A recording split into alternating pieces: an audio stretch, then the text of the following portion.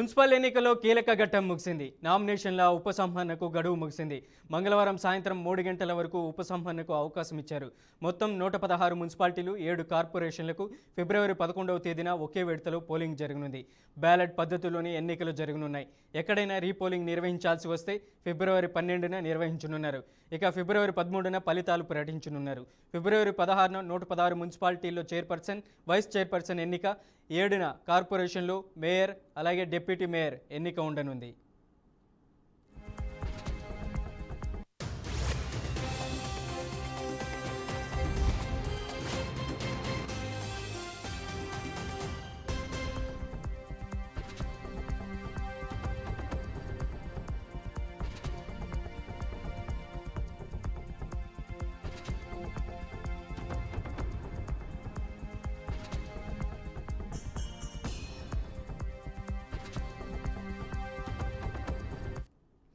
ఈ మున్సిపల్ ఎన్నికల్లో మొత్తం 52,43,000 మంది ఓటర్లు తమ ఓటు హక్కును వినియోగించుకోనున్నారు. ఈ ఎన్నికలు పారదర్శకంగా, శాంతియుత వాతావరణంలో జరిగేలా అన్ని ఏర్పాట్లు చేసినట్లు ఈసీ అధికారులు తెలిపారు. పోలీస్ యంత్రాంగంతో సమన్వయం చేసుకుంటూ సమస్యాత్మక ప్రాంతాల్లో గట్టి భద్రత కల్పిస్తామన్నారు. రిటర్నింగ్ అధికారులకు సహకరించాలని పార్టీలను కోరారు.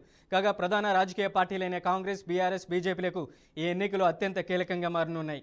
పట్టణ ఓటర్ల తీర్పు ఎలా ఉండబోతుందనేది ఇప్పుడు రాజకీయ వర్గాల్లో ఆసక్తికరంగా మారింది.